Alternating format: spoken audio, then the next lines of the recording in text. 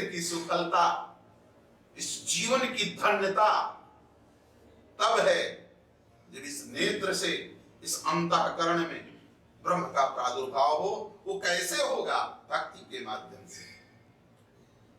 जिसके अंतःकरण रूपी मिथिला में भक्ति अंकुरित हो जाएगी, वो धन्य हो जाएगा। वहां विषमता नहीं रहेगी। मैंने निवेदन भी किया है कि विषमता जहां भक्ति होगी, विषमता नहीं।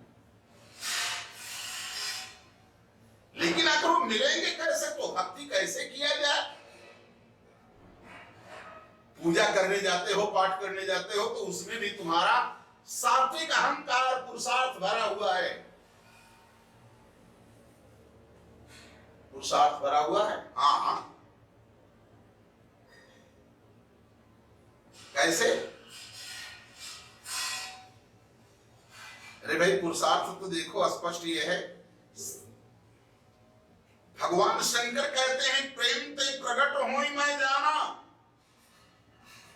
पार्वती जी ने कहा महाराज आपकी कही बात असत्य लगती है। कहा नहीं, प्रेम की बिहिवला अवस्था का नाम है अनुराग। जब अनुराग आ जाएगा तो प्रभु अपने आप मिल जाएंगे। कहा अनुराग से मिल जाएंगे। कहा कोई ऐसा पात्र मानस का बता दीजिए कि जिसको बिना अनुराग के भगवान मिले हो। तो आज स्त्री किशोरी जी ना, किसी को नहीं मिले। ना ना, किसी को बिना अनुराग के नहीं मिले। निशाचर जाति का था विभीषण, लेकिन जब तक अनुराग भक्ति का वरदान मिला था। गयो विभीषण पास तब कहो पुत्र वर मांग, औत्य माग्यो भगवंत पद कमलय मलय अनुराग। और मनुष्य रूपा 3 पन बीत गया है तब गए हैं। आज तो 4 पन बीत जा रहा है राम को देखते। जैसे चिरैता का काढ़ा लगता है, तुम लोगों से कहते हैं भजन करो, हैं? गोस्वामी जी ने क्या लिखा? होई न विषय विराग, भवन बसत भा चौथ पन। 3 पन बीत गया, चौथे में प्रवेश। होई न विषय विराग, विषयों से विराग नहीं हो रहा। और जब तक अपनी प्रिय चीजों में घृणा नहीं दिखाई देगी, तब तक वैराग्य नहीं होगा। पक्का समझ लीजिएगा। शंकर दादा को नहीं हुआ। आशुतोष योगदानी भूत भावन भगवान शंकर थे, जो वैराग्य के स्वरूप ही थे, लेकिन वैराग्य आया नहीं। वैराग्य कब हुआ? जब ते जाई सती तन त्यागा, और तब से शिव मन भयउ विरागा। वैराग्य मूर्ति होते हुए भी वैराग्य नहीं। तो मनु जी कह रहे हैं होई न विषय विराग, भवन बसत भा चौथ पन। 3 पन बीत गए। बोले था परबस सुतई राज तब दीना। जबरदस्ती अपने बेटे को राज दिया। लो करना हो करो, संभालना हो संभालो, हम चले, हमारा समय आ गया। बरबस सुतई राज तब दीना, नारी समेत गवन बन कीना। 3 पन बीता है तब चले हैं। कहां जा रहे हैं? 3 अक्षर वाले तीर्थ के पास जा रहे हैं। पहुंचे जाई धेनुमति तीरा, पहुंचे जाई धेनुमति तीरा।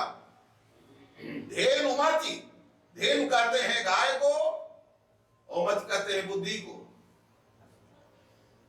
धेनु गो मती, गोमती, गोमती के किनारे। आज भी जाइए देखिए वहां गोमती है कि नहीं। नैमिषारण्य पहुंचे जाए धेनुमति तीरा, गोमती के नदी के किनारे। 3 अक्षर का, 3 अक्षर, 3 पन बीत गया तब चले। 3 अक्षर के नदी के पास में पहुंचे। अब किस तीर्थ में गए? तीर्थ बर नैमिष विख्याता अवति पुनीत साधक सिद्धिदा। नैमिष, नैमिष गोमती, 3 पन के बाद गए, 3 अक्षर के तीर्थ में गए, 3 नदी के किनारे गए। तपस्या कैसे करते हैं? 3 ही किस्म का तपस्या किए। यही तिथि बीते बरस खट सहस बारियार और बीते 7 सहस्र पुनि रहे समीर धार।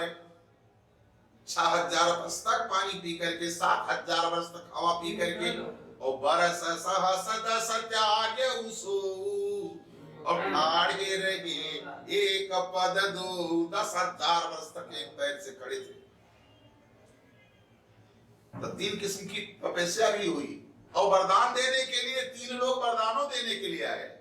विधि हरिहर तप देखी अपारा और मनु समीप आए बहुबारा। एक बार नहीं, कई बार है। जो वरदान चाहो मांग लो। लेकिन ब्रह्मा विष्णु शिव, मनु ने कहा बड़े मुश्किल की बात है, इनसे लेंगे नहीं। इनसे क्या वरदान लें? माग माग वर है, कहा एक बार नहीं अनेक बार आए। लेकिन जब अखिल ब्रह्मांडाधीश्वर श्री राम में आए, जो महेश मुनि मानस हंसा गम सुगम जय निगम प्रशंसा देखें हम स्वरूप भरी लोचन कृपा करो प्रणतार्थ मोचन, ऐसा इन्होंने कहा। जब वो प्रेम अनुराग में बदल गया, 12 अक्षर मंत्र पुनि जपहि सहित अनुराग और वासुदेव पद पंकरुहितम पति मनयति लाग। अनुराग आया तब प्रभु प्राप्त हुए। और आज श्री किशोरी जी बधूटियां जो मिथिला की हैं, युवती भवन झरोखनी लागी अनिरखहि राम रूप अनुरागी। अनुराग आया तब भगवान राम के रूप को देख रही। बाल ने भी उस दिन कथा में कहा कि भगवान ने कहा जो मांगना हो आज मांग लो। बाल ने कहा नहीं सरकार, हमें समझ गए कि प्रेम से आप नहीं मिलेंगे जब तक अनुराग नहीं आएगा। जय जानम जनमऊ कर्म बस और तेई राम पद अनुराग। महाराज अनुराग रहे आपके चरणों में, क्योंकि मिला ही न रघुपति भी नहीं अनुरागा। बिना अनुराग के ही नहीं मिलते हैं। यही नहीं, केवट को भी अनुराग से मिले।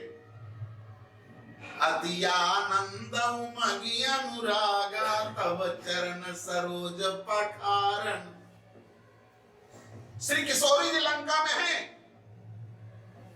लेकिन हनुमान जी महाराज से कहा कि अब क्या करें। तो हनुमान जी से अनुराग का संदेशा भेज दिया और कहा सरकार से हमारे कह दीजिएगा कि मन क्रम बचना चरण अनुरागी और कही अपराध नाथ हो त्यागी। अनुराग आया कि चढ़ करके सारी लंका को समाप्त करने के बाद श्री किशोरी जी को ला करके पहुंचा दिया। आज वैसे श्री किशोरी जी गई हैं पूजा कीन अधिक अनुरागा और निज अनुरूप सुभग बर मागा। निज अनुरूप सुभग बर मागा।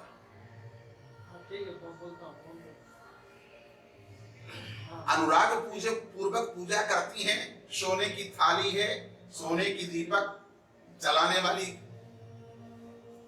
वाला पात्र है, अच्छे से अच्छे सुगंधित से सुगंधित उसमें कहने का मतलब तमाम अगरबत्ती इत्यादि लगे हुए हैं, अगर तगर जटा मासी खस चंदन इत्यादि सब रखा हुआ है।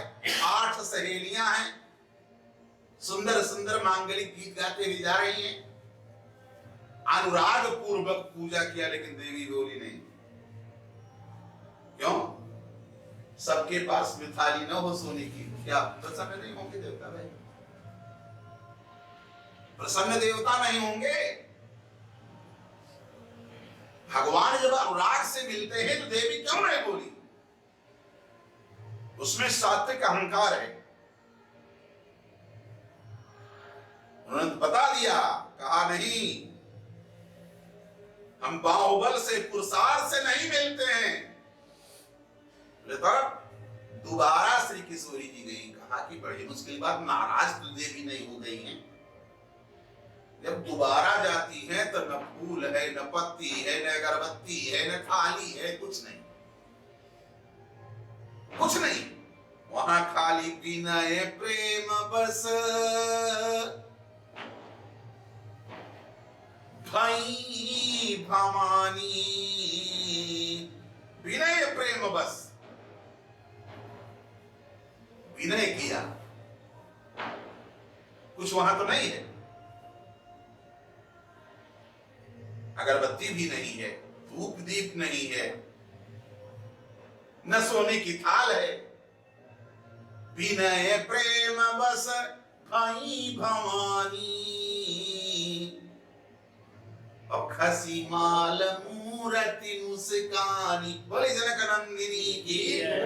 तो पुरुषार्थ से नहीं मिलती है, विनय से मिलती है, नम्रता से। जब तुम्हारे पास ये हो जाएगा, ये वृत्ति की आपको छोड़ करके मेरे पास कोई नहीं, बस तत्काल वही तुम्हें मिलना। लाख प्रयास करते रहे, मिलेंगे नहीं।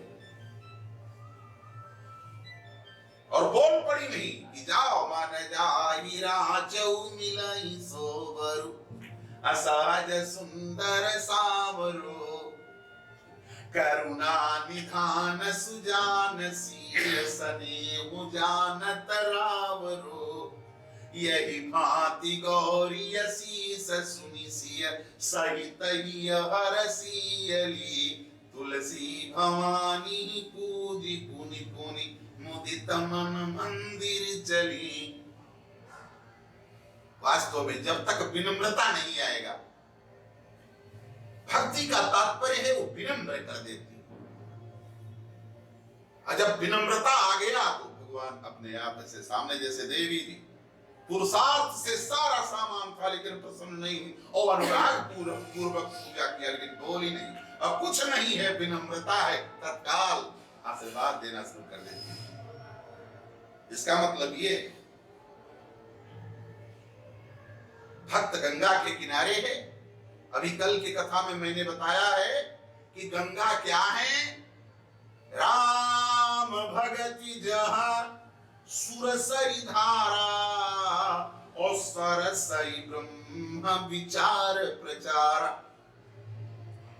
गंगा जी जो है वो भक्ति है और कुछ नहीं। भक्ति के माध्यम से, भक्ति कौन है? श्री किशोरी जी हैं। सानुजशीय समेत प्रभु राजत पर्ण कुटीर, भगत ज्ञान वैराग्य जन सोहत श्री। भक्ति आपको कौन कहे? अधम से अधम पक्षी को ब्रह्म बना देती है। जटायु कौन था? जटायु गीध था, गीध। वो मनुष्य भी नहीं था, हालांकि उपदेव में हो गया था। क्यों? एक बार, इसीलिए बार बार कहता हूं, एक बार केवल मांस खा लिया, जिसका परिणाम हुआ वो गीध हो गया। ये दोनों पाठ पूरा राजधानी राजा राय तरंग के लड़के थे, साबल और महाबल नाम था। दो भाई थे। एक बार शिकार खेलने के लिए चल दिए, चलते चलते बहुत दूर चले गए, और वहां से जब लौट के आए तो अष्टावक्र जी का आश्रम था। भूख इनको लगी बहुत तेज, जबकि कंदमूल भी था, फल भी था, लेकिन ये नहीं खाए। जाकर के पहुंचे तो अष्टावक्र जी समाज में थे, देखे। इसके बाद में उठा करके एक पक्षी को मारे, कबूतर था, भून करके खाए। अब पक्षियां रोने लगी। रोने की आवाज जब अष्टावक्र जी के कानों में गई, देखा तो दो राजकुमार। कहा तुम लोग कौन हो? कहा हम लोग पाटपुरा राजधानी राजा राय तरंग के लड़के हैं। कहा हमारी पक्षियां क्यों रो रही हैं? महाराज हम तो पक्षी की आवाज जानते नहीं हैं, लेकिन बहुत भूख लगी थी, एक कबूतर को मार करके हमने खा लिया। कहा तेरा भला, हमारे यहाँ हर ऋतुओं का फल है, कंद है, मूल है, कंदमूल भी यहाँ उपलब्ध है, हर ऋतुओं का फल भी है। क्या फल और कंदमूल खा करके तुम्हारे क्षुधा की तृप्ति नहीं हो पाती थी? हमारे पक्षी को मार करके, मांस खा करके तुम अपने उदर भूख को मिटाए हो। लो मैं श्राप देता हूं कि अगर तुम्हारी भूख मांस से मिटती है तो जाओ गीध हो जाओ। अरे थरथरा गए, हाथ जोड़ कर गिरे, महाराज क्षमा कर दीजिए। कहा कुछ नहीं, प्रथा न जाए देवऋषवाणी। लेकिन जब गिड़गिड़ाने लगे तो संत का हृदय कोमल होता है, लाग दया कोमल चित्त सुनता। कहा ठीक है, तो श्राप वापस नहीं होगा, गीध तो तुमको होना है। लेकिन त्रेता के अंत में पृथ्वी का भार हरण करने के लिए भगवान अवतार लेंगे, जिनके ये परिवार है। ये पक्षी भी उन्हीं की तो संतान है जिसके तुम हो। बोले तब कहा जब उनके कार्य में अपने शरीर को बलि वेदी पर अर्पित कर दोगे तो उनका हाथ जब पड़ेगा तुम्हारे ऊपर, तुम्हारा कल्याण हो जाएगा। कहा महाराज हम कैसे जान पाएंगे कि ब्रह्म है? कहा जाओ तुम उपदेव हो जाओ, पक्षी तो रहोगे लेकिन उपदेव, देवता नहीं उपदेव, तुमको जानने की क्षमता रहेगी। ये भला है, भला है, लेकिन गीध ही रहो। वो गीधराज है, गीधराज है। और जब रोते हुए आवाज सुनाई दिया श्री किशोरी जी का, तो इसने देखा, कहा अरे तो रघुकुल की बधू है जा रही लेकर के रावण।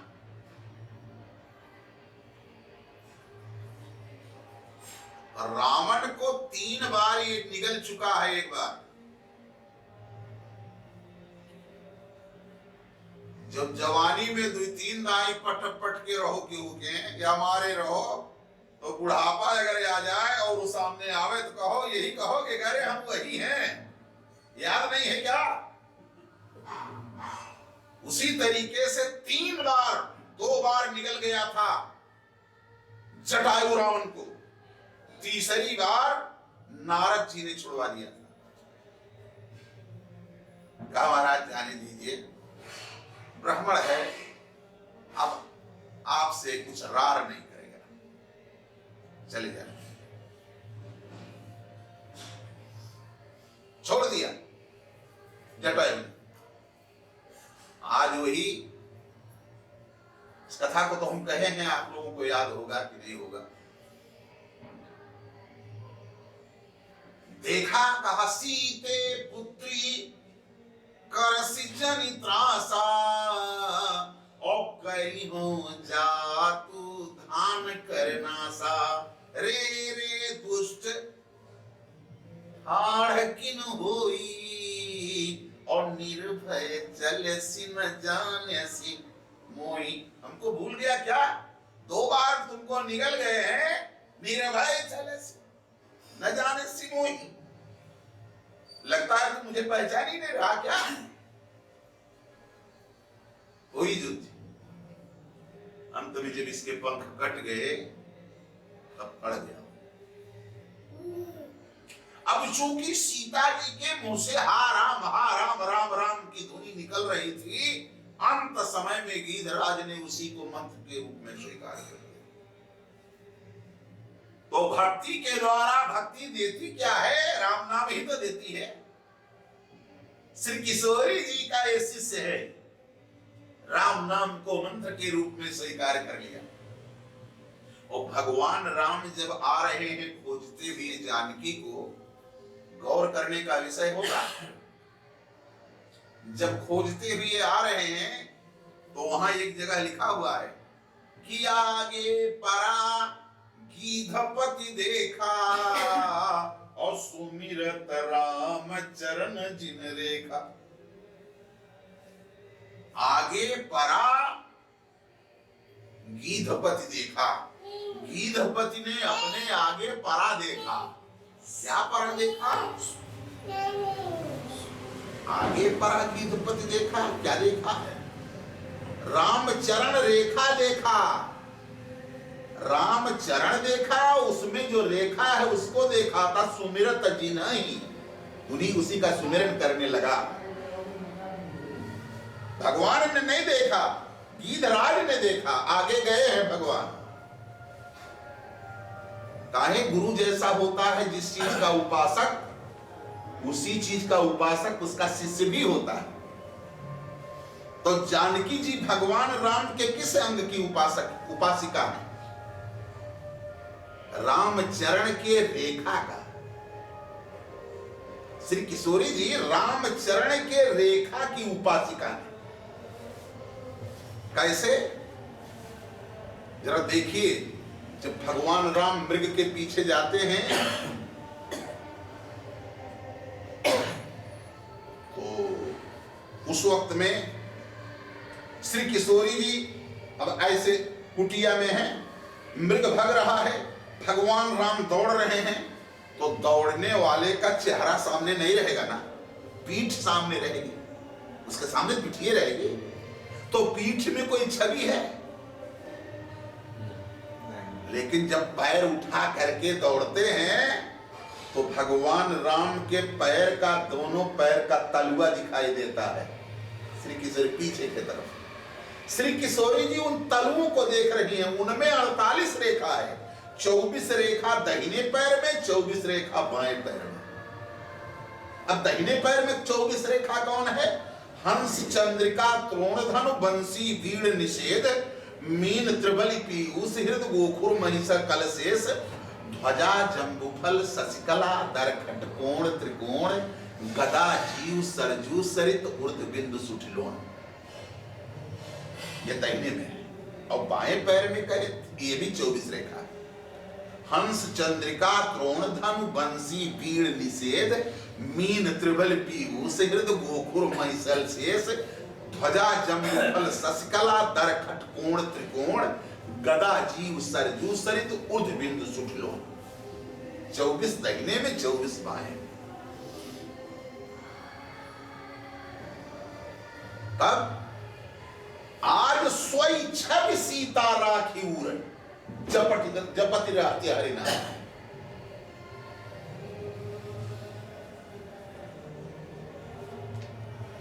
जही विधि कपट कुरंग संग धाई चले श्री राम, धाई चले।